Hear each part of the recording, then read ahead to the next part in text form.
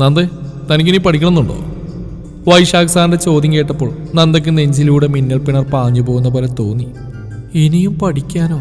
എൻ്റെ മഹാദേവ, ഇതെന്ത് പരീക്ഷണ! ഈ മനുഷ്യനുള്ള പ്രണയഭ്രാന്ത് കൊണ്ട് 10-83% മാർക്കിട്ട് ഞാൻ +2 നല്ല വെട്ടിപ്പായി തോറ്റു. 18 കഴിഞ്ഞാൽ കെട്ടിക്കുന്ന അച്ഛൻ ഉറപ്പ് പറഞ്ഞോടെ തോറ്റത് വീണ്ടും വാശിയോടെ എഴുതിയെടുത്തു. പിന്നീട് അങ്ങോട്ട് പഠിപ്പിച്ചിട്ട് കുപ്പായം എടുത്തിട്ടത്. പഠിച്ചു വലിയ ആളാവാനുള്ള സ്വപ്നമൊന്നും ഉണ്ടായിട്ടല്ല, ഈ താലി കഴുത്തിലണിയാൻ മാത്രമായിരുന്നു. വീണ്ടും ചോദിക്കുന്നു പഠിക്കണുണ്ടോന്ന്. എനിക്കിവിടെ സാറിന്റെ ഭാര്യയായിട്ട് കുഞ്ഞുങ്ങളുടെ അമ്മയായിട്ട് ജീവിക്കണമെന്ന് പറയാനാണ് തോന്നിയതെങ്കിലും ഒന്നും മിണ്ടാതെ ആ മുഖത്തേക്ക് നോക്കി മെഴുങ്ങസ്യാന്ന് നിൽക്കാനേ തനിക്ക് കഴിഞ്ഞുള്ളൂ. സാറത് പ്രതീക്ഷിച്ച് കാണും. ഇന്നും നിലയും തുടങ്ങിയതല്ലോ തനിക്ക് ആളോടുള്ള അസ്ഥിക്ക് പിടിച്ച പ്രണയം. ബി.എഡിന് അഡ്മിഷൻ കിട്ടുമോ നോക്കാം. SN കോളേജിലെ പ്രിൻസിപ്പൾ എന്നെ പഠിപ്പിച്ച ഞാൻ അദ്ദേഹത്തോട് സംസാരിച്ച് വെച്ചിട്ടുണ്ട്. യൂണിവേഴ്സിറ്റിയിലൊന്ന് വിളിച്ചു നോക്കണം. PG സർട്ടിഫിക്കറ്റ് വന്നെങ്കിൽ പെട്ടെന്ന് തന്നെ പോയി വാങ്ങണം.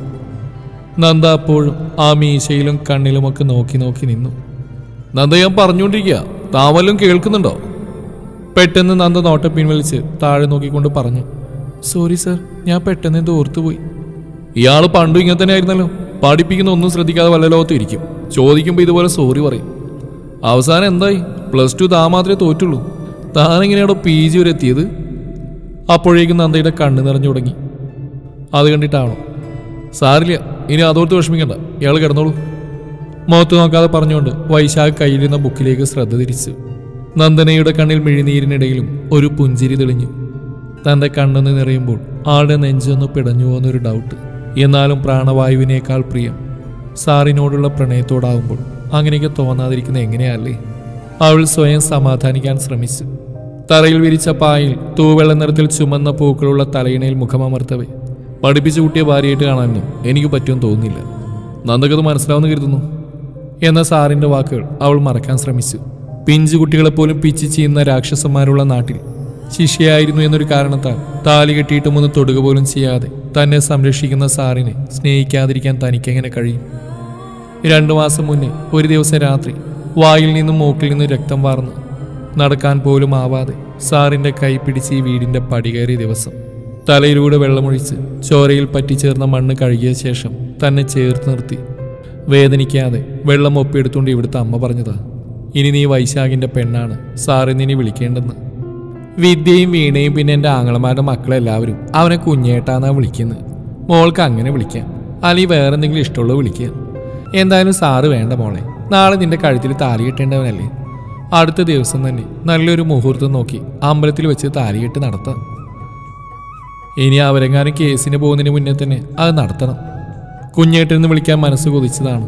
പക്ഷെ 7 വർഷം മനസ്സുകൊണ്ട് ആരാധിച്ചത്, നൊയമ്പ് നോറ്റത് എല്ലാം സാർ എന്നൊരു മന്ത്രം മനസ്സിൽ ഉരുവിട്ടുകൊണ്ടായിരുന്നു. അതുകൊണ്ട് തന്നെ വേറെ ഒന്നും വിളിച്ചില്ല. ഭാര്യയായി തന്നെ സ്നേഹിച്ചു തുടങ്ങുന്ന ദിവസം കുഞ്ഞേട്ടാന്ന് തന്നെ അഭിമാനത്തോടെ വിളിക്കണമെന്ന് മനസ്സിൽ കരുതി. 7 വർഷങ്ങൾക്ക് മുന്നേ 10ാം ക്ലാസ്സിലെ ഉച്ച കഴിഞ്ഞുള്ള സോഷ്യൽ സയൻസ് പീരീഡിൽ വെറുതെ പുറത്തേക്ക് നോക്കിയിരുന്നതാണ്. അപ്പോഴാണ് സ്കൂളിലെ ടീച്ചേഴ്സ് അല്ലാതെ പുറത്തു നിന്നൊരു പൂച്ച പോലും കടക്കാത്ത ഹെഡ് മാസ്റ്ററുടെ റൂമിൽ നിന്നും ഒരു സുന്ദരനായ ചെറുപ്പക്കാരൻ ഇറങ്ങി വരുന്ന കണ്ടത്. ചുമ്മാ നോക്കി, അത്ര തന്നെ. അതായിരുന്നു ആദ്യ കാഴ്ച. പിന്നീട് സ്ഥിരമായി കാണാൻ തുടങ്ങിയപ്പോൾ ഹൃദയമിടിപ്പിന്റെ വേഗത കൂടി വന്നു. ആരാണോ എന്താണോ എന്ന് പോലും അറിയില്ല, അടുത്തുപോലും കണ്ടിട്ടില്ല. നടക്കുന്ന സ്റ്റൈൽ മാത്രമേ വ്യക്തമായി കാണാൻ കഴിഞ്ഞുള്ളൂ. നടുവൊടിഞ്ഞു വീണ പ്രണയം അവിടെ തുടങ്ങുകയായിരുന്നു. വൺ സൈഡ് പ്രണയത്തിന്റെ ഭീകരമായ തീവ്രമായ വഴിയിലൂടെയാണ് ആ യാത്രയെന്ന് അപ്പോൾ താൻ അറിഞ്ഞിരുന്നില്ല. 10ാം ക്ലാസ് കഴിയുന്നവരെ ക്ലാസ് മുറിയിലെ ഏകാന്തതയിൽ ആ മനുഷ്യൻ ഒരു കുളിർമഴ പോലെ നടന്നു നീങ്ങുന്നത് താൻ സങ്കല്പിച്ച് നോക്കുമായിരുന്നു. അങ്ങനെ ക്ലാസ് തീർന്നു, സ്റ്റഡി ലീവ് വന്നു, പരീക്ഷ വന്നു, ഒടുവിൽ റിസൾട്ടും വന്നു. ഉദാരമായി പേപ്പർ നോക്കിയവർ അപരിചിതനെ സ്വപ്നം കണ്ടിരുന്നവളെ 83% മാർക്കോടെ ജയിപ്പിച്ചു. 3 മാസത്തെ ഇടവേള കിട്ടിയെങ്കിലും ഹെഡ് മാസ്റ്ററുടെ റൂമിൽ നിന്നും മനസ്സിലേക്ക് നടന്നു കയറിയ അപരിചിതൻ ഒരു നോവായി തന്നെ ഇരുന്നു. ഒന്ന് കാണാൻ പറ്റിയിരുന്നെങ്കിലെന്ന് വെറുതെ പ്രാർത്ഥിക്കുമായിരുന്നു. കാണാനൊരു വഴിയുമില്ലെന്ന് അറിഞ്ഞിട്ട്. +1 അഡ്മിഷൻ നോക്കിയപ്പോൾ സെയിം സ്കൂൾ വേണ്ടാന്ന് വാശി പിടിച്ച് താനാണ്. ബസ്സിൽ കയറി പഠിക്കാൻ പോകാനുള്ള ആഗ്രഹം കൊണ്ടായിരുന്നു തൻ്റെ ആ വാശി.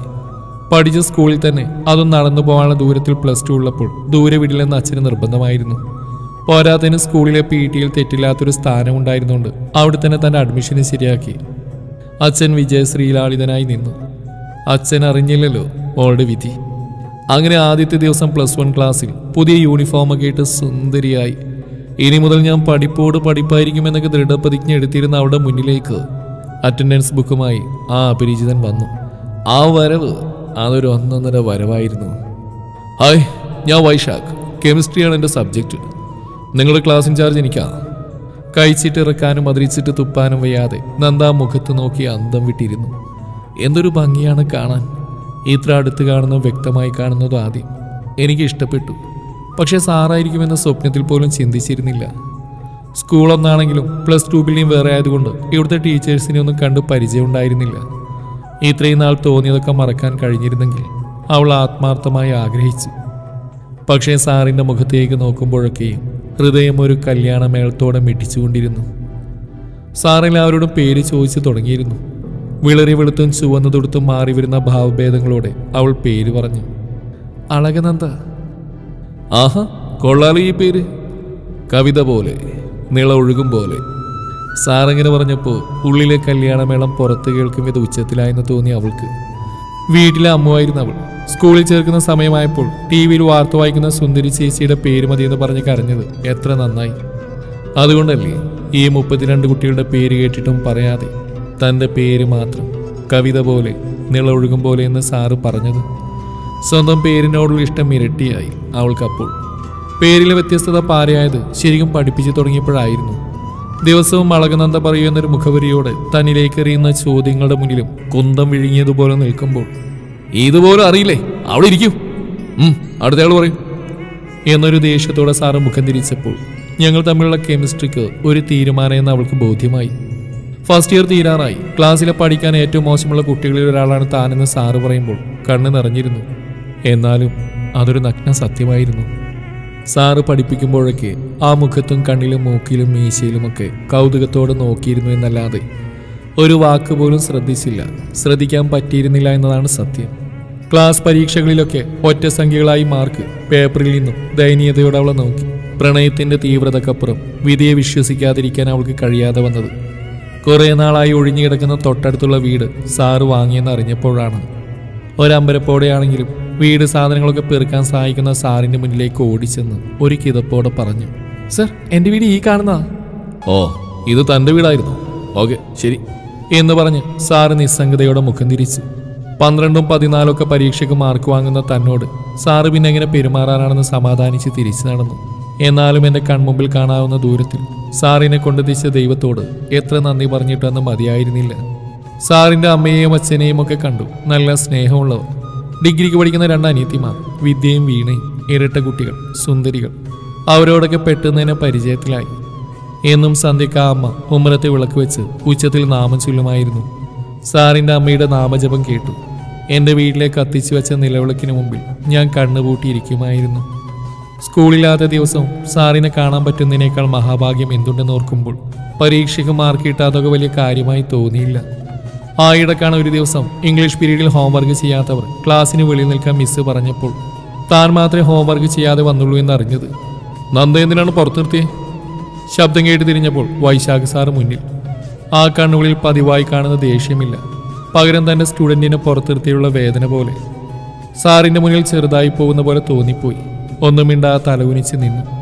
അന്ന് കെമിസ്ട്രി ലാബിൽ റെക്കോർഡ് കംപ്ലീറ്റ് ചെയ്യാത്തവരുടെ കണക്കെടുക്കുമ്പോഴും താൻ ഒറ്റക്കാണെന്ന് അറിഞ്ഞപ്പോൾ സാറിന് ദേഷ്യം നിയന്ത്രിക്കാനായില്ല. എന്തൊക്കെയോ പറയാനുള്ള ദേഷ്യം സാറ് കടിച്ചമർത്തുമ്പോഴും താൻ ആ മുഖത്തെ കുറ്റിരോമങ്ങൾ നോക്കി നിന്നുകൊണ്ട് 2 ദിവസമായിട്ട് ഷേവ് ചെയ്തിട്ടില്ലോ എന്നാണ് ചിന്തിച്ച്. കൂടെയുള്ളവരൊക്കെ നൈട്രിക് ആസിഡും സൾഫ്യൂരിക് ആസിഡും ഒക്കെ മിക്സ് ചെയ്ത് കളിച്ചപ്പോൾ സാർ എൻ്റെ അടുത്ത് വന്ന് ചോദിച്ചു, കുട്ടിക്ക് എന്തെങ്കിലും പ്രശ്നമുണ്ടോ? എന്തെങ്കിലും പഠിക്കാത്തത്? എന്താണെങ്കിലും പരിഹാരം ഉണ്ടാക്കാം. +2 ജയിക്കാതെ പറ്റില്ലല്ലോ. ഇത് കഴിഞ്ഞ് പഠിപ്പ് നിർത്താനാണോ ഉദ്ദേശം? ആ നെഞ്ചിലോട്ട് വീണ് പൊട്ടിക്കരയാനാണ് അപ്പോൾ തോന്നിയത്. എൻ്റെ മുഖഭാവങ്ങൾ സസൂക്ഷ്മം നിരീക്ഷിച്ചുകൊണ്ട് നിൽക്കുന്ന സാറിൻ്റെ കണ്ണിലോട്ട് നോക്കിയപ്പോൾ ഒന്നും ഒളിച്ചു വെക്കാൻ തോന്നിയില്ല. എല്ലാം അങ്ങ് പറഞ്ഞു. സാറില്ല താനിനി ജീവിക്കില്ലെന്നുകൂടി കേട്ടപ്പോൾ ആ മുഖം ദേഷ്യം കൊണ്ട് വിറക്കുന്നുണ്ടായിരുന്നു. അന്ന് വൈകിട്ട് താൻ വീട്ടിലെത്തിയതേ ഉണ്ടായിരുന്നുള്ളൂ. ആരോഗ്യ ഏറ്റു തുറക്കുന്ന ശബ്ദം കേട്ട് ആരാണെന്ന് നോക്കാൻ പോയ അച്ഛൻ തിരികെ അകത്തേക്ക് വന്ന് എന്നെ കൊല്ലാനുള്ള ദേഷ്യത്തോടെയായിരുന്നു. എന്താണ് സംഭവിക്കുന്നതെന്ന് അറിയും മുന്നേ തരങ്ങും വിലങ്ങും തല്ലാൻ തുടങ്ങി. സത്യം പറഞ്ഞാൽ അങ്ങനത്തെ തല്ലൊക്കെ TV സീരിയൽ മാത്രമേ കണ്ടിട്ടുണ്ടായിരുന്നുള്ളൂ.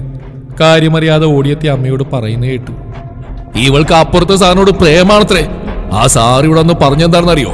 ഇങ്ങനെയാണോ പെൺമക്കളെ വളർത്തുന്നതെന്ന്? മകൾക്ക് പ്രേമിക്കാൻ മാഷുമാരെ മാത്രമേ കിട്ടിയുള്ളൂ എന്ന് ചോദിച്ചു നോക്കാം. ഇവൾ ഇത്രക്കും മോശക്കാരിയായിരുന്നോ? നാട്ടുകാരുടെ മുഖത്ത് ഞാൻ എങ്ങനെ നോക്കും? സ്കൂളിലും നാട്ടുകാരുടെ ഇടയിലും ഞാൻ അഭിമാനിച്ചിരുന്നു. എന്റെ മക്കളൊരു ചീത്തപ്പേര് ഉണ്ടാക്കില്ലെന്ന് വിശ്വസിച്ചിരുന്നു. ആ സാറിന്റെ മുമ്പിൽ ഞാൻ ആരായി? ദേഷ്യം തീരാതെ അച്ഛന്റെ തല്ലുകൊണ്ട് എന്റെ ചെവിയിൽ നിന്ന് ചോരൊഴുകാൻ തുടങ്ങി. എന്നിട്ടും അച്ഛൻ നിർത്തിയില്ല. ആകെ അവശയായി ഞാൻ അടുത്തുണ്ടായ സെറ്റിയിലേക്ക് വീണു. തല്ലൊക്കെ നിർത്തിയെന്നാണ് കരുതിയത്. പെട്ടെന്നൊരു ദോശ ചൂടുന്ന ശബ്ദം. വേദനയെക്കാളേറെ ആ ശബ്ദവും മുടി കത്തുന്ന മണവും നെഞ്ചിലേക്ക് ആഴ്ന്നിറങ്ങി. ചുട്ടുപഴുത്ത ചട്ടകം എന്റെ കാലിൽ അമർന്നിരുന്നു. കാലിലെ ചെറു രോമങ്ങൾക്കൊപ്പം മനുഷ്യ മാംസത്തിന്റെ ഗന്ധവും എന്റെ മൂക്കിലേക്ക് അരിച്ച് കയറി. അലറി വിളിച്ചു കാണും, ഓർമ്മയില്ല. ബോധം വന്നപ്പോഴും ഞാൻ ആ സെറ്റിൽ തന്നെ ഉണ്ടായിരുന്നു. ആരും തിരിഞ്ഞു നോക്കാതെ. ഒറ്റ ദിവസം കൊണ്ട് താൻ വെറുക്കപ്പെട്ടവളായി. അച്ഛനും അമ്മയ്ക്കും അനിയത്തിക്കും. ഞാൻ സാറിനെ പ്രേമിച്ചു എന്നതിനേക്കാൾ സാറിന്റെ വാക്കുകളും പറഞ്ഞ രീതിയുമൊക്കെയാണ് അച്ഛനെ കൂടുതൽ അപമാനിച്ചതെന്ന് എനിക്ക് മനസ്സിലായി. 2 ദിവസം പനിച്ചു കിടന്നു. 3-ാമത്തെ ദിവസം ക്ലാസ്സിൽ പോവാൻ അച്ഛൻ തന്നെയാണ് പറഞ്ഞത്. അച്ഛൻ മക്കൾ വളർത്തിയത് മോശമായിട്ടല്ലെന്ന് തന്റെ അടികൊണ്ട് വീർത്ത കണ്ണും മുഖവും പൊട്ടിയ ചുണ്ടുമൊക്കെ കാണുമ്പോൾ സാറിന് ബോധ്യമാവുമെന്ന് കരുതിയിട്ടാവും. അന്ന് വേച്ച് നടന്ന് താൻ സ്കൂളിലേക്ക് പോകുമ്പോൾ വഴിയിലുള്ള പലരും തന്നെ നോക്കുന്നുണ്ടായിരുന്നു. അന്ന് ഫസ്റ്റ് പീരീഡ് തന്നെ കെമിസ്ട്രി പ്രാക്ടിക്കലായിരുന്നു. വൈശാഖ് സാർ എത്തിയിട്ടുണ്ടായിരുന്നില്ല. തൻ്റെ കഴുത്തിലും മുഖത്തും കയ്യിലുമൊക്കെ ബെൽറ്റിന്റെ പാടുകൾ കരുവാളിച്ച് കിടന്നിരുന്നു. ലാബ് അസിസ്റ്റന്റ് ദീപ ടീച്ചർ ഒരു ഞെട്ടലോടെയാണ് തന്റെ മുഖത്തേക്ക് നോക്കിയത്. ആരാ നിന്നിങ്ങനെ തല്ലിയത്? അതിന് മാത്രം നീ എന്താ ചെയ്ത് എന്നൊക്കെ ചോദിച്ചു. ഒരാളെ സ്നേഹിച്ച് അയാൾക്ക് തന്നോട് ഇഷ്ടമുണ്ടായില്ല. മകളെ നന്നായിട്ട് വളർത്താൻ അച്ഛനോട് പറഞ്ഞു എന്ന് ടീച്ചറോട് പറയുമ്പോൾ ആ ആളാരാണെന്ന് മാത്രം മറച്ചു വെച്ചു. അത് കേട്ടുകൊണ്ട് ക്ലാസ്സിലേക്ക് വന്ന സാറ് ഒരു കുറ്റബോധത്തോടെ തന്നെ നോക്കുന്ന പോലെ തോന്നി. വേദനയുണ്ടോ എന്നൊരു വാക്ക് മാത്രം ചോദിച്ചുള്ളൂവെങ്കിലും ആ ശബ്ദമിടർന്ന് തനിക്ക് വ്യക്തമായി മനസ്സിലായി. സാറിൻ്റെ ഉള്ളിൽ തന്നോട് സ്നേഹമുണ്ടോ എന്ന് ആദ്യത്തെ ഡൗട്ട് തോന്നിയ നിമിഷം വേദന പോലും സുഖകരമായി തോന്നി. പലപ്പോഴും കാലിലെ മുറിവ് ഡ്രസ്സ് ഒട്ടിപ്പിടിക്കുമ്പോൾ വേദന അസഹനീയമായി തോന്നി. സീറ്റിൽ പോയി ഇരുന്നതേ ഉണ്ടായിരുന്നുള്ളൂ. അടുത്തിരുന്ന സംഗീതയുടെ കാൽ അറിയാതെ ഒന്ന് തട്ടി. സ്കൂൾ മുഴുവൻ കേൾക്കും വിധം ഉച്ചത്തിൽ നിലവിളിച്ചു പോയി. അപ്പോൾ പെട്ടെന്ന് അടുത്തേക്ക് വന്ന സാറ് തൻ്റെ കാലിലെ മുറിവിലേക്ക് വന്നേ നോക്കിയുള്ളൂ. അവിടെ ആകെ പഴുക്കാൻ തുടങ്ങിയ പോലെ ഒരു മഞ്ഞ കളർ വ്യാപിച്ചിരുന്നു. സാറിൻ്റെ കണ്ണ് നനയുന്നതും ഒരു ജന്മത്തേക്ക് തനിക്ക് തരാനുള്ള സ്നേഹം മുഴുവൻ ആ കണ്ണിൽ നിറയുന്നതും കണ്ടപ്പോൾ ഒരു നിമിഷമെങ്കിലും ചട്ടകം പഴുപ്പിച്ച് കാലിൽ വെക്കാൻ തോന്നിയതിന് അച്ഛനോട് മനസ്സിൽ നന്ദി തോന്നി. ക്ലാസ്സിലെ മറ്റു കുട്ടികളൊക്കെ തനിക്ക് എന്തു പറ്റിയെന്നറിയാതെ പരസ്പരം നോക്കി. ഒരു 5 മിനിറ്റ് പോലും വേണ്ടി വന്നില്ല. സാർ ഒരു ഓട്ടോ വിളിച്ചു. സംഗീതയോടും തൻ്റെ കൂടെ വരാൻ പറഞ്ഞു. അടുത്തുള്ള ഹോസ്പിറ്റലിലേക്ക് വിട്ടോളൂ എന്ന് പറഞ്ഞു. ഓട്ടോയിലേക്ക് കയറുമ്പോൾ സാറിനൊരു പുതിയ ഉത്തരവാദിത്തം വന്ന പോലെ തോന്നി. പോകുന്ന വഴിയിൽ ഓട്ടോ ഗട്ടിൽ വീഴുമ്പോഴൊക്കെ പതിയെ പോയാൽ മതി, അധികം മനക്കം തട്ടണ്ടെന്ന് സാറ് പറയുമ്പോൾ ഈ ഒരു കരുതൽ തനിക്ക് കിട്ടാൻ ദേഹം മുഴുവൻ പൊള്ളിയാലും സാരമില്ലെന്ന് തോന്നിപ്പോയി. വീണ്ടും ഓട്ടോക്കാരനോട് പതിയെ പോവാൻ പറഞ്ഞപ്പോൾ സാറേ, ആ കൊച്ചിൻ്റെ കാലിൽ മുറിവ് പറ്റിയത്, അതിന് കുറച്ച് സ്പീഡ് പോയാൽ കുഴപ്പമൊന്നും വരില്ല. ഗർഭിണികളെ കൊണ്ടുപോകേണ്ട ആവശ്യമൊന്നുമില്ല. എനിക്ക് 11:30 വേറെ ഓട്ടോ ഉള്ളതാ. അയാളുടെ വർത്തമാനം കേട്ട് വേദനക്കിടയിൽ എനിക്ക് ചിരി വന്നു. പിന്നെ ഹോസ്പിറ്റലിൽ ആ മുറിവ് ഡ്രസ്സ് ചെയ്തുകൊണ്ടിരുന്നപ്പോൾ വേദന സഹിക്കാനാവാതെ ഈ കാലൊന്ന് മുറിച്ച് കളഞ്ഞൊരു സിസ്റ്റർ, ഞാൻ ചത്തുപോകും തോന്നുന്നു എന്ന് പറഞ്ഞുകൊണ്ട് നോക്കിയത് സാറിന്റെ മുഖത്തേക്കാണ്. താൻ അനുഭവിക്കുന്നതിന്റെ 100 ഇരട്ടി വേദന സാറിന്റെ ഉള്ളിലുണ്ടെന്ന് ആ മുഖം പറയുന്നുണ്ടായിരുന്നു. അന്ന് വൈകിട്ട് അച്ഛൻ പുറത്തു പോയിരിക്കുകയായിരുന്നു. സാറിന്റെ അച്ഛനും അമ്മയും എന്നെ കാണാൻ വന്നു. എൻ്റെ അമ്മക്ക് അവരോട് എന്ത് പറയണമെന്ന് അറിയില്ലായിരുന്നു. എൻ്റെ കവിളുകളിലും കയ്യിലെ നീലിച്ച പാടുകളിലും നോക്കവേ സാറിൻ്റെ അമ്മയുടെ കണ്ണുകൾ നിറയുന്നുണ്ടായിരുന്നു. ആരും പരസ്പരം ഒന്നും മിണ്ടാതെ കുറച്ച് സമയം കടന്നുപോയി. ഇറങ്ങാൻ നേരം അമ്മ എന്നെ ചേർത്ത് പിടിച്ച് പറഞ്ഞു, മോളെ, പഠിപ്പിക്കുന്ന മാഷുമാർക്ക് ദൈവത്തിൻ്റെ സ്ഥാനമായിരിക്കണം. എങ്കിലേ അവർ പഠിപ്പിക്കുന്നതൊക്കെ മനസ്സിൽ കയറും. വേറൊന്നും തോന്നാൻ പാടില്ല കേട്ടോ എന്നൊരു മുകളിൽ മാത്രമേ എന്നിൽ നിന്ന് അപ്പോൾ പുറത്തേക്ക് വന്നുള്ളൂ. എങ്കിലും എൻ്റെ ദൈവം തന്നെയാണ് എൻ്റെ മാത്രം ദൈവം. ഈ ജന്മം എന്ത് ത്യാഗം സഹിക്കേണ്ടി വന്നാലും എൻ്റെ ദൈവത്തെ ഞാൻ സ്വന്തമാക്കിയിരിക്കും എന്നൊരു ദൃഢപ്രതിജ്ഞ എടുക്കുകയായിരുന്നു മനസ്സപ്പോൾ. പിന്നീടുള്ള ദിവസങ്ങളിലെല്ലാം ക്ലാസ്സിൽ തന്നോട് ചോദിക്കുന്ന പരിപാടി സാറ് നിർത്തി. ആ മുഖത്തേക്ക് നോക്കുമ്പോഴെല്ലാം സ്നേഹമോ കുറ്റബോധമോ സഹതാപമോ തനിക്ക് മനസ്സിലാക്കാൻ കഴിയാത്ത എന്തൊക്കെയോ നിഴലിച്ചിരുന്നു. മുറിവുകളൊക്കെ ഉണങ്ങി തുടങ്ങിയ ഒരു ദിവസം ഉച്ചയ്ക്ക് താൻ സ്കൂളിലെ വരാന്തയിൽ പുറത്തേക്ക് നോക്കി നിൽക്കുമ്പോൾ, എന്തേ ഇയാൾ കഴിക്കുന്നില്ലേ എന്ന് ചോദിച്ച സാറിനോട് ഞാൻ കൊണ്ടുവന്നില്ലെന്ന് പറയുമ്പോൾ സാറിൻ്റെ മുഖം ഇരുളുന്ന കാണാതെ ഞാൻ വേറെ എവിടെയോ നോക്കി. പിന്നീട് ചിന്തിച്ചപ്പോൾ തനിക്ക് വെറുതെ തോന്നിയതാവെന്ന് വിശ്വസിച്ചു. അന്ന് ലാസ്റ്റ് പീരീഡ് കെമിസ്ട്രി ലാബിൽ സാറിന്ന് ലഞ്ച് കഴിച്ചില്ലേ? സാറിൻ്റെ ടിഫിൻ ബോക്സ് അവിടെ തന്നെ ഉണ്ടല്ലോ എന്ന് ദീപ ടീച്ചർ പറയുമ്പോൾ സാറ് ശ്രദ്ധിക്കാത്ത പോലെ ടീച്ചറിനോട് ലാസ്റ്റ് റോയിലെ കുട്ടികളൊന്ന് ഹെൽപ്പ് ചെയ്യാനാണ് പറഞ്ഞത്. എൻ്റെ നെഞ്ചിൽ അപ്പോൾ തൃശ്ശൂർ പൂരത്തിൻ്റെ പൂത്തിരികളെല്ലാം ഒരുമിച്ച് കത്തിയ പ്രകാശമായിരുന്നു. താൻ ഭക്ഷണം കഴിച്ചില്ല എന്ന് അറിഞ്ഞുകൊണ്ട് മാത്രമാണ് സാറ് കഴിക്കാതിരുന്നെന്ന് മനസ്സിലാക്കാൻ എനിക്കപ്പോൾ സാറിൻ്റെ മുഖത്തെ ഭാവങ്ങൾ കാണേണ്ട ആവശ്യമുണ്ടായിരുന്നില്ല. ദിവസങ്ങൾ കടന്നുപോയി. +2 ഫൈനൽ എക്സാം അടുത്തു വന്നു. താൻ പഠിക്കാതെ വരുന്ന ദിവസങ്ങളിൽ സാറിൻ്റെ മുഖത്തെ വിഷാദം എന്നെ വല്ലാതെ നൊമ്പരപ്പെടുത്തി. എങ്ങനെയെങ്കിലും പഠിച്ചു ജയിക്കാൻ തീരുമാനിച്ചപ്പോഴാണ് ഒത്തിരി വൈകിയെന്ന് തോന്നിയത്. ഇത്ര നാളും പഠിക്കാതിരുന്നെല്ലാം കുറച്ച് ദിവസങ്ങൾക്കുള്ളിൽ പഠിച്ചെടുക്കാൻ പെട്ട പാട് എനിക്ക് അറിയും. സ്റ്റഡി ലീവിൽ സമയം കിട്ടുമ്പോഴൊക്കെ വിദ്യേച്ചിയും വീണേച്ചിയും എന്നെ കാണാൻ വരും. കുറച്ചു നേരം സംസാരിച്ചിരിക്കും. സാറിൻ്റെ അമ്മയുണ്ടാക്കുന്ന സ്പെഷ്യൽ വിഭവങ്ങളെല്ലാം ആരും കാണാതെ എനിക്ക് കൊണ്ടുതരുമായിരുന്നവർ.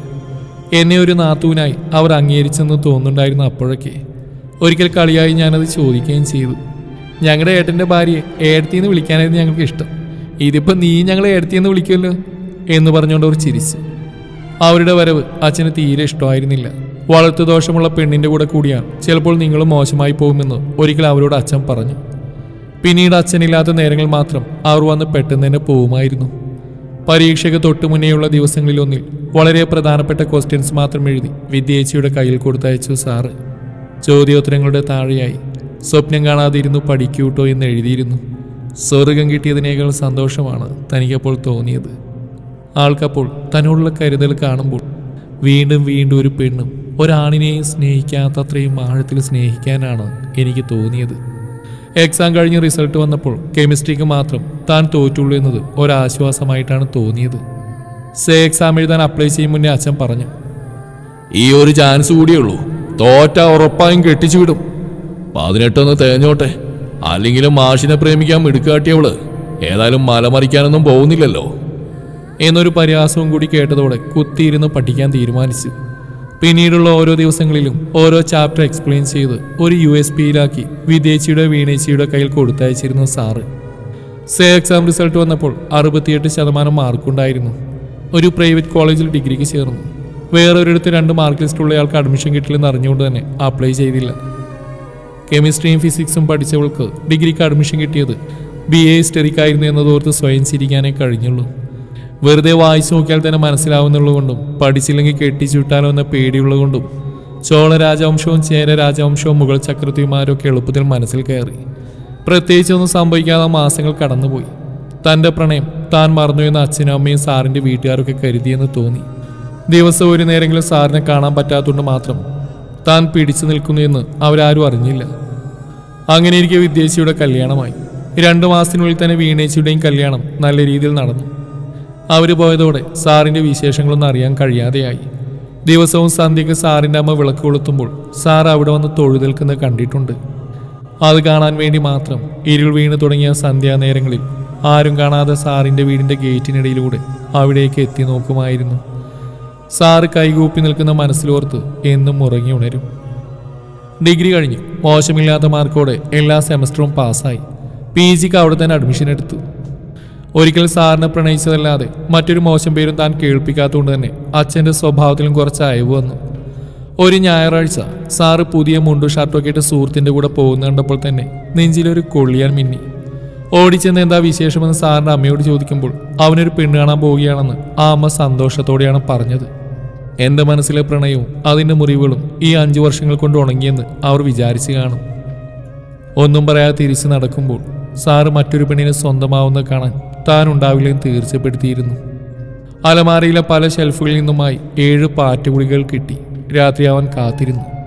ഓരോന്നായി വിഴുങ്ങുമ്പോൾ തൻ്റെ മരണം ചിലപ്പോൾ ഇത് തൊണ്ടയിൽ കുടുങ്ങിയാവുമെന്ന് തോന്നി. അത്രയും വലുപ്പമുള്ള ഗുളികകൾ.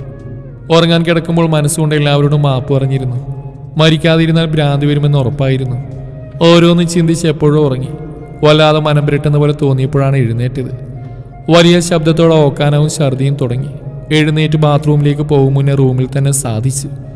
ശബ്ദം കേട്ട് എഴുന്നേറ്റ് വന്ന അച്ഛനും അമ്മയും ചോദിച്ച് ഇവിടെ എന്താ മണ്ണെണ്ണയുടെ മണമെന്നായിരുന്നു. അത് നേരായിരുന്നു.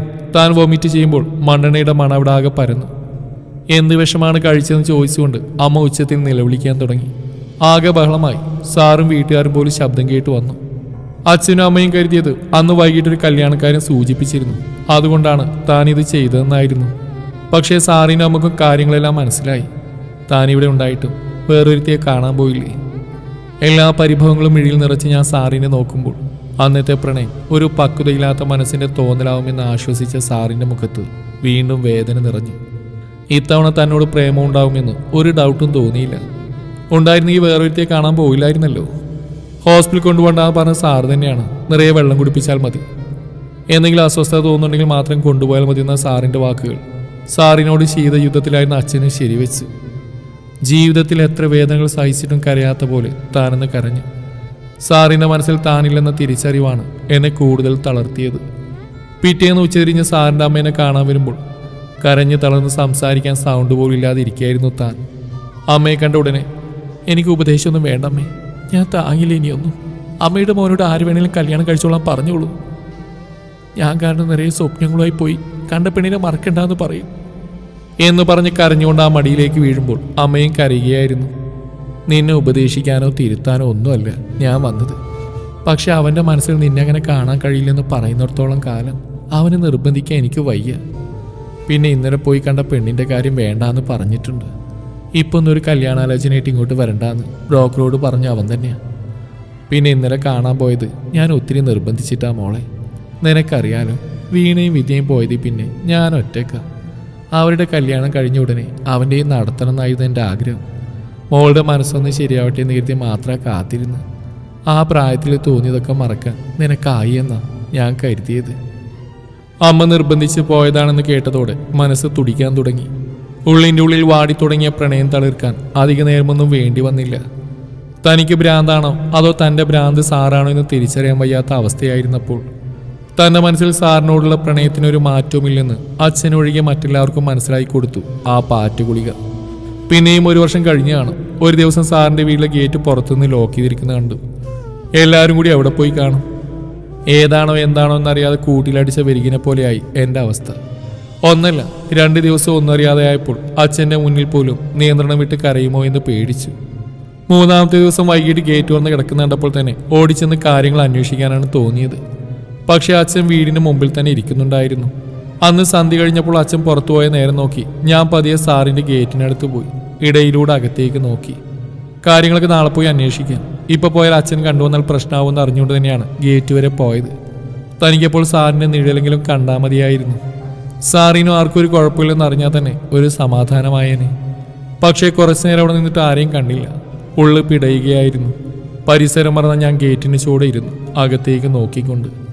എന്തുകൊണ്ടാണ് ഞാനപ്പം അങ്ങനെ ചെയ്തതെന്ന് ഇപ്പോഴും അറിയില്ല.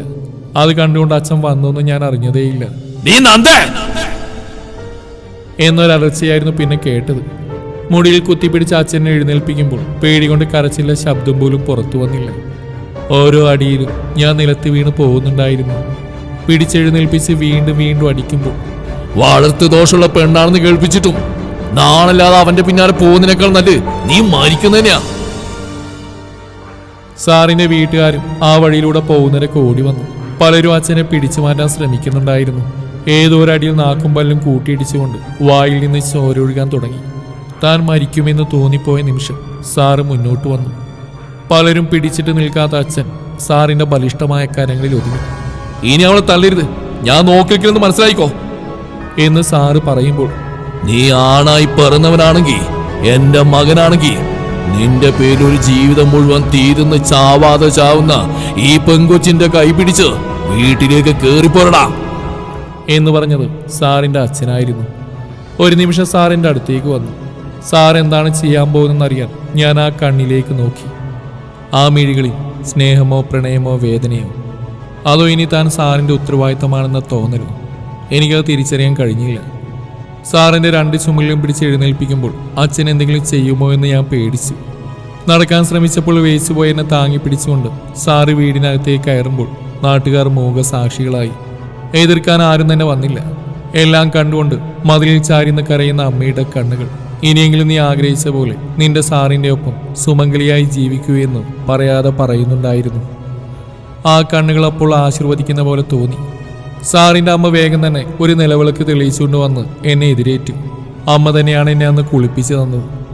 വേദനിക്കാതെ മുറിവുകളിൽ നിന്ന് ചോരയും വെള്ളവും ഒപ്പിയെടുക്കുമ്പോൾ അമ്മയുടെ മുഖം കാറും കോളും ഒഴിഞ്ഞ പോലെ ശാന്തമായിരുന്നു.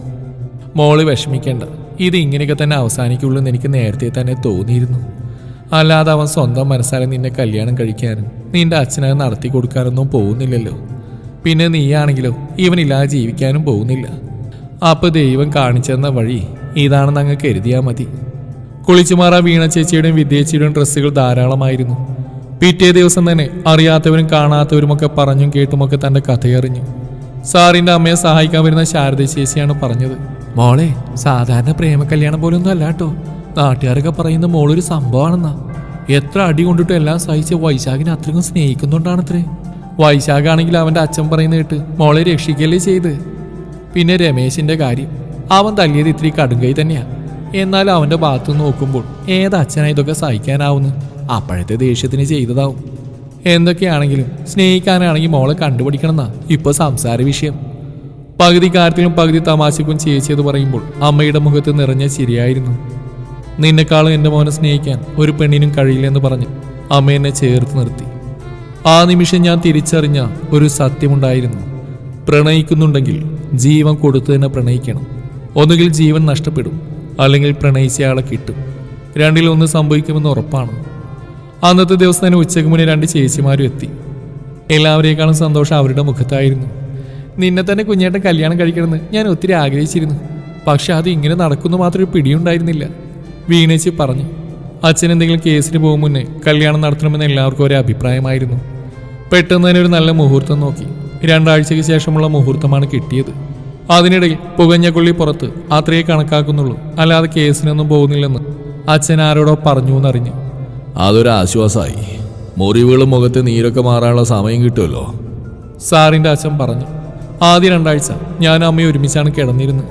വിദ്യേച്ചിയും വീണേച്ചിയും കല്യാണത്തിന് 2-3 ദിവസം മുന്നേ വരാമെന്ന് പറഞ്ഞു പോയി. അമ്മയുടെ കൂടെ കിടക്കുമ്പോൾ സാറിന്റെ കുട്ടിക്കാലത്തെ വിശേഷങ്ങളും വികൃതികളും ഒരു മഴയത്ത് സൈക്കിളിൽ പോയപ്പോൾ വീണതും പൊട്ടും പൊടിയും വിടാതെ കഥ പോലെ പറഞ്ഞു തരുമായിരുന്നു. താനതൊക്കെ ഒരു വീരകഥയിലെ നായകന്റെ കഥ കേൾക്കും പോലെ കേട്ടുറങ്ങും. ഈ 2 ആഴ്ചയും ഒരു വീട്ടിൽ തന്നെ ഉണ്ടായിരുന്നെങ്കിലും സാറിനെ അത്ര മൈൻഡൊന്നും ചെയ്തില്ല. സുരക്ഷിതമായ 2 കൈകളിൽ ഏൽപ്പിച്ചതിന്റെ ആശ്വാസമായിരുന്നു ആ മുഖത്ത്, സാറിന്റെ അച്ഛൻ്റെയും അമ്മയുടെയും.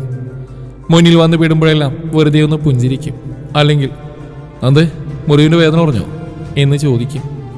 നന്ദ എന്നല്ലാതെ എടി നീ എന്നൊക്കെ വീണേച്ചിയും വിദ്യേച്ചിയും വിളിക്കും പോലെ എന്നെ ഒന്ന് വിളിച്ചെങ്കിലെന്ന് മനസ്സ് കൊതിക്കുകയാവും. അപ്പോൾ അടുത്തുള്ള ശിവക്ഷേത്രത്തിൽ വെച്ച് ചെറിയ രീതിയിൽ അടുത്തുള്ള ബന്ധുക്കളെ മാത്രം ക്ഷണിച്ച് കല്യാണം നടത്താമെന്ന് തീരുമാനിച്ചു. കല്യാണത്തിന് 3 ദിവസം മുന്നേ തന്നെ ചേച്ചിമാരെത്തി.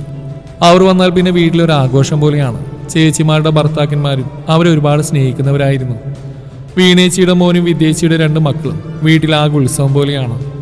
ഇടയ്ക്ക് എൻ്റെ അച്ഛനെയും അമ്മയും കുറിച്ച് ആലോചിക്കുമ്പോൾ ആ ചിരികളിയുടെ ഇടയിലും എൻ്റെ ഉള്ളൊന്ന് കാളുമായിരുന്നു. എനിക്കറിയാം എൻ്റെ അച്ഛനെ. വളർത്തുദോഷം എന്ന സാറിൻ്റെ ഒറ്റ വാക്കാണ് വർഷങ്ങൾക്ക് മുന്നേ അച്ഛനെ പ്രകോപിതനാക്കിയത്. അതിപ്പോഴും മറക്കാൻ പറ്റാത്തതാണ്. കഴിഞ്ഞ ദിവസം വീണ്ടും അത്രയ്ക്കും ദേഷ്യമുണ്ടാക്കിയത്. മനസ്സുകൊണ്ട് അച്ഛനോട് മാപ്പ് പറഞ്ഞു. അച്ഛനെ മനസ്സിലാക്കാൻ കഴിയാത്തതുകൊണ്ടല്ല, അച്ഛൻ്റെ മുൻകോപത്തിനേക്കാളും 100 ഇരട്ടി ഞാൻ സ്നേഹിച്ചു പോയിരുന്നു. കല്യാണത്തിന് 2 ദിവസം മുന്നേ എനിക്ക് അത്യാവശ്യം അണിയിക്കാനുള്ള ആഭരണങ്ങളും താലിയും ഒക്കെ വാങ്ങാൻ എല്ലാവരും ഒരുമിച്ചാണ് പോയത്. ജ്വല്ലറിയിലെ തിളക്കങ്ങളൊന്നും എൻ്റെ കണ്ണിൽ പതിഞ്ഞതേയില്ല. ആ മഞ്ഞ വെളിച്ചത്തിൽ ഞാൻ സാറിൻ്റെ മുഖത്തെ ഓരോ ഭാവങ്ങളും നോക്കി നിന്നു. നന്ദേ ഇതിഷ്ടായോ? ദേ അതോ എന്നൊക്കെ സാറ് ചോദിക്കുമ്പോൾ ഞാൻ ആ മുഖത്തേക്ക് കണിച്ചിമാതെ നോക്കും. ഒരച്ഛൻ മകളെ കെട്ടിച്ചുടുമ്പോൾ എന്ന പോലെ അത്രയും ആഭരണങ്ങൾ എനിക്കായി വാങ്ങുമ്പോൾ ആൾക്ക് എന്നോടുള്ള സ്നേഹത്തിന് എന്ത് പേരിട്ട് വിളിക്കണമെന്ന് ഞാൻ ചിന്തിച്ചുകൊണ്ടേയിരുന്നു. പിന്നെ കല്യാണ സാരിയും മറ്റും വാങ്ങാൻ ടെക്സ്റ്റൈൽസിൽ പോയപ്പോഴും ഞാൻ എൻ്റെ സാറിനെ മാത്രം നോക്കിയിരുന്നു. അന്നേരമാണ് എനിക്ക് മനസ്സിലായത്, സാർ അടുത്തുണ്ടെങ്കിൽ മറ്റൊന്നും കാണാൻ എനിക്ക് കഴിയുന്നില്ല എന്ന്. എല്ലാവരും കൂടി എന്തൊക്കെയോ സെലക്ട് ചെയ്തു. കല്യാണ ദിവസം വന്നെത്തി. സാറിനെ കിട്ടുന്ന ലോകം കിടക്കുന്ന സന്തോഷമാണെങ്കിലും ആദ്യമായി അച്ഛനും അമ്മയും കൂടെ ഇല്ലാലോ എന്നൊരു വേദന നെഞ്ചിൽ നിറഞ്ഞു. എൻ്റെ കല്യാണം അവരും സ്വപ്നം കണ്ടിട്ടുണ്ടാവില്ലേ, തൊട്ടടുത്ത വീട്ടിലുണ്ടെങ്കിലും അന്യരെ പോലെ. വിദ്യേച്ചിയും വീണേച്ചിയും ചേർന്ന് തന്നെ അതിസുന്ദരിയായിട്ടാണ് അണിയിച്ചൊരുക്കിയത്. ഒരുങ്ങി വന്നപ്പോൾ സാറിൻ്റെ കണ്ണുകൾ പെട്ടെന്ന് എന്നിൽ ഉടക്കി. ഒരു നിമിഷം മാത്രം. ആദ്യമായിട്ടാണ് അങ്ങനെയൊരു നോട്ടം. ഞാൻ അടിമുടി പൂത്തുപോയി. വീട്ടിൽ നിന്ന് ക്ഷേത്രത്തിലേക്ക് പോകാൻ ഇറങ്ങുമ്പോൾ അടുത്ത ബന്ധുക്കളും അയൽക്കാരും പിന്നെ സാറിൻ്റെ കുറച്ച് സുഹൃത്തുക്കൾ മാത്രമേ ഉണ്ടായിരുന്നുള്ളൂ. ഒരു നിമിഷം ഞാൻ എൻ്റെ വീട്ടിലേക്ക് നോക്കി. ആരും പുറത്തു കാണില്ലെന്ന് അറിഞ്ഞുകൊണ്ട് തന്നെ. എന്നാൽ എൻ്റെ പ്രതീക്ഷ തെറ്റിച്ചുകൊണ്ട് അനിയത്തി ഗേറ്റിനടുത്ത് ഞാൻ ഇറങ്ങുന്നത് കാണാനെന്ന പോലെ നിൽക്കുന്നുണ്ടായിരുന്നു. അവളിപ്പോൾ ഹോസ്റ്റലിൽ നിന്ന് വന്നു. എത്ര നാളെ അവൾ അടുത്തൊന്ന് കണ്ടിട്ട്. അവളുടെ കണ്ണുകൾ സന്തോഷം കൊണ്ട് തുളുമ്പുന്ന എനിക്ക് വ്യക്തമായിരുന്നു. അവളെന്തോ പറയാൻ ആഗ്യം കാണിച്ചു.